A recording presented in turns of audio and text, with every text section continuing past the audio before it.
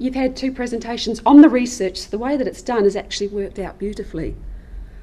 In terms of looking at research, the messages, the information that comes through is so interesting. How do you actually get it across to people in a way that actually, well, I sort of call it the no bullshit way. You can see why as an academic I don't take my lectures. What we saw with Michelle was the important contextualise. Information doesn't come out of nowhere. And seeing the Roy Morgan reports when they come out, all this information up front that really leads the reader by the hand, gives you confidence that you're actually talking about real people, real situations. Yes, massive amounts of data, but it resonates with us. Why is that important to give the context, to give the background? Well, it's exactly what Vlad's then talking about. So we can ask the right questions. And this is probably where I'm going to have to fess up as an academic, and luckily the only other academic at the moment is Pat down the back, and she agrees completely as well. Otherwise you get garbage in, garbage out. And unfortunately with academics, that's something we're really, really good at. Research in this area has been dominated by the legal perspective. Labour lawyers, not real lawyers like Pat. So. And I should explain to you, Daniel's saying he thinks he's got a good job. I mean, come on. I met this professor in Estonia and we had lovely drinks and all the rest. Most of the research I'm talking about, it's not the heavy-duty sort of academic side where you're pouring through massive surveys, because we all love surveys, don't we? I sit in coffee shops and hot chocolate shops like Cocoa Black down the road and talk to people. So, I do the lecturing, I talk at people. Most of my research is talking and just asking a few of the right questions. Okay, the legal, the health and safety, the tax side, really interesting because they're based on negatives. They're looking at what you're not entitled to, what you should be doing. They're basically very punitive. In terms of the sort of small amount that's done in the mainstream literature, I deal with organisational behaviour, psychology, etc. It's all about disadvantage. And again, because you're not an employee, so those of you who are contractors in the room, you're poor disadvantaged darlings. You're marginalised, you're stigmatised, you're not employees.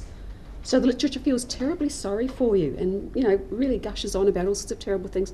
Sorry, is there anyone in the room that feels like that? What's going on? How did this happen? Well, in fact, a lot of what we're looking at by default, by looking at contractors, is I'm a contractor. Oh, so you're not an employee. Now, come on, that's as common sense as, hi, Michelle, my name's Tui and I don't drink soy cafe de latte, with 2 sugars. What, you don't? So what do you do? So in terms of looking at research, we've been trying to look at some of the questions that should be asked, moving away from the negatives. And what are the things? So these are 4 of the studies we're sort of puddling around in. It's nice to have so many colleagues here that are actually doing the work and I just get to sit and do the talking. The first one, and this is a straight psychological one, and yes, it's the only one I'm going to bore you with too much, just to show you what academia does do and so you can feel terribly sorry for me and take me to Cocoa Black as well. You've had the profiles much more adequately done in terms of 3 by Michelle. Pat's going to do number 4 beautifully, so I don't need to talk about that. In terms of number 2, I'll talk about very, very briefly, but we're going to have Matthew speaking later, and Entity's actually given you a copy in your show bags of the report. So I'll just touch very briefly on that particular one.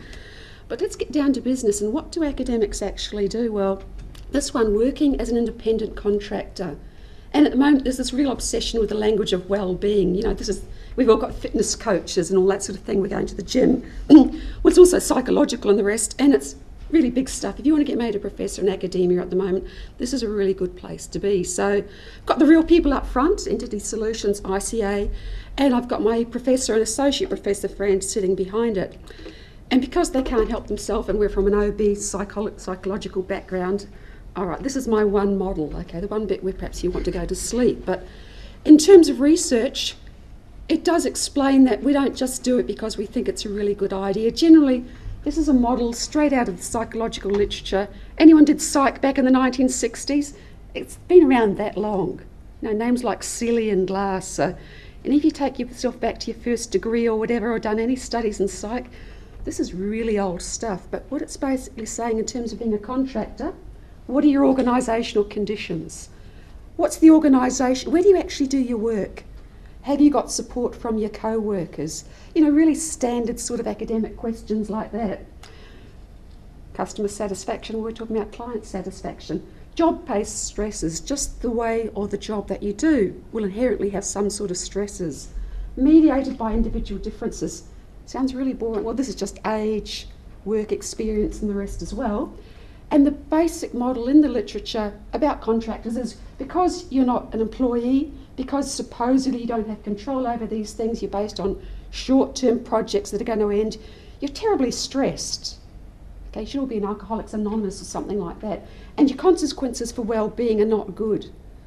You know, if we look at this model and just stand back, it's basically saying contractors should be dying a lot younger or in AA and have major problems. So isn't that a fabulous model to have?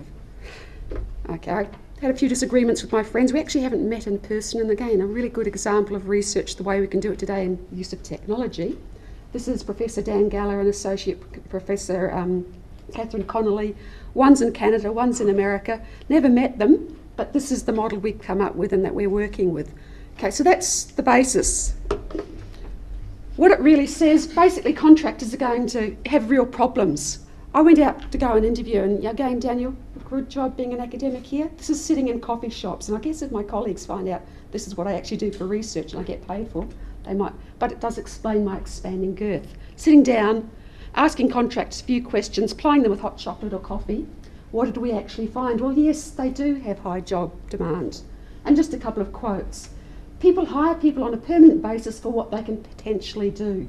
They hire a contractor for what they can actually do. So you get there and you deliver, you hit the ground running. And you know, contractors, self-employed, it's pretty much, you know, the sorts of things Anne was talking about. Crap, I've got a problem. I can't go and talk to people at the water cooler. I've got to face it now. I assume you can go and talk to your husband or bash him up occasionally, but you know, basically there's nobody else, is there? And this is the life of the contractor. They have medium levels of decision latitude. Take this back to all those debates about OC health and safety and sort of the stuff Judy would have been involved with. The idea of control is what's involved here. Well, these guys don't have high levels. The organisation says, look, go home, don't do any more than your 7-hour day, and basically the guy was sniggering by now, whatever minutes. If you did that, there's lots of core things in my job that wouldn't get done.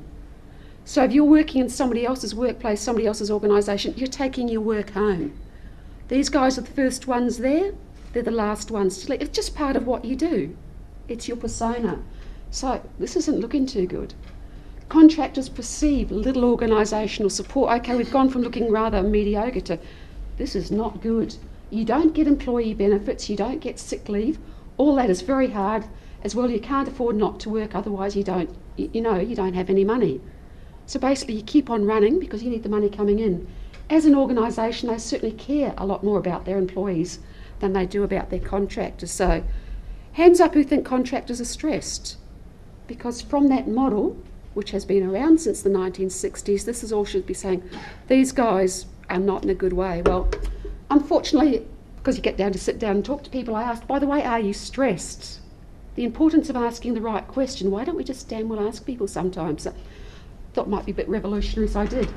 To me, I don't find it stressful. I don't stress at all. I think it's a state of mind. Another one. No, certainly less stressful for me, just the opposite. I like the last one particularly. I choose not to make it stressful. And again, some more interviews I've just done recently, they say, you know, compare me to a standard employee, you wage slaves. You've got no more permanency than I have. At least I'm in charge and I know what's going on. So in terms of stress, you know, the nice academic side, we've just shot it to pieces. So that's the first project we're working on.